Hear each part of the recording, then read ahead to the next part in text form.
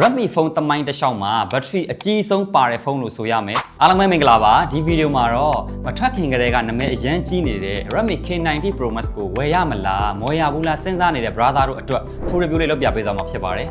သူ့မှာတုံးထားတာက Snapdragon 8 Elite Gen 5ဆိုတဲ့အမြင့်ဆုံး chipset ကိုအသုံးပြုထားတာဖြစ်တယ်ပေါ့နော်အဲ့တော့ဒီ chipset နဲ့ဆိုလို့ရှိရင်ကျွန်တော်တို့ကဘယ်အမြင့်ပိုင်း game တွေကိုပဲကစား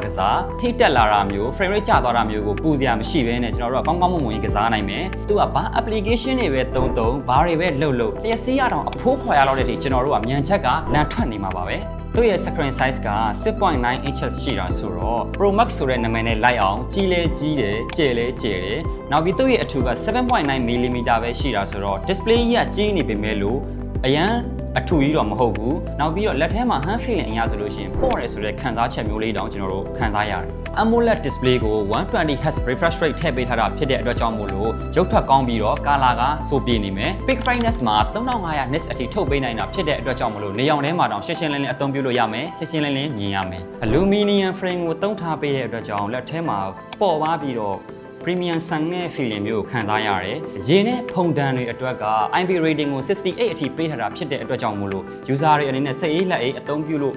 ရနိုင်မယ့်အချက်ကလေးဖြစ်တယ်။ latest model ဖြစ်တဲ့အလျောက် Xiaomi ရဲ့နောက်ဆုံးထွက် HyperOS 3ကိုလည်းသုံးပေးထားလို့ Super Island လေးနဲ့လည်းလမ်းလို့လည်းရသေးတယ်ဗျ။နောက်ပြီးကျွန်တော်တို့မှာ RAM က 12GB နဲ့ 16GB ဆိုပြီးနှစ်မျိုးလာတယ်။ storage မှာ 256 512 နဲ့ 1TB ကိုမှ UFS 4.1 ဖြစ်လို့ data ဖတ်တာကတော်တော်လေးကိုမြန်တာကိုတွေ့ရတယ်။ဒီလိုမျိုးအဖက်ဖက်ကပြည့်စုံအောင်ထည့်ပေးထားလို့တနေရာမှာ short ထားမယ်လို့တော့မထင်လိုက်နဲ့ကင်မရာမှာ main camera periscope telephoto နဲ့ ultra wide 3ခုလုံးကို50 megapixel ထည့်ပေးထားတယ် 5H optical zoom နဲ့ပါတာဖြစ်တဲ့အခါကျတော့ကျွန်တော်တို့အဝေးကိုဆွဲပြီးတော့ဓာတ်ပုံရိုက်တဲ့အခါမျိုးမှာအရန်ကြီးမှုန်သွားတာမျိုးမဟုတ်ဘဲနဲ့ကြည့်တော့ရှင်းလေးရမယ် selfie camera မှာ32 megapixel ပါတာဖြစ်တဲ့အခါကျတော့ရိုက်သမျှဓာတ်ပုံတိုင်းကလှနေရောပဲ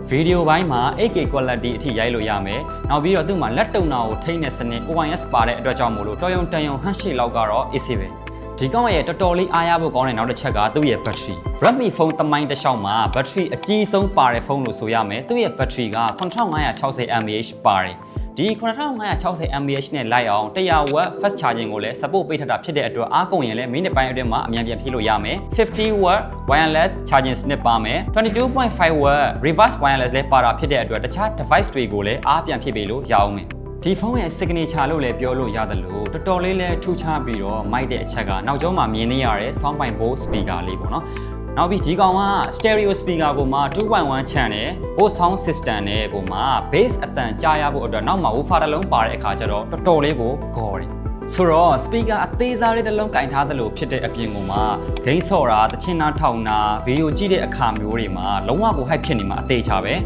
ကဲဒီတော့ဒီကောင်ရဲ့ speaker လေးကိုကျွန်တော်တို့ချက်ချင်းပဲစမ်းကြည့်လိုက်အောင်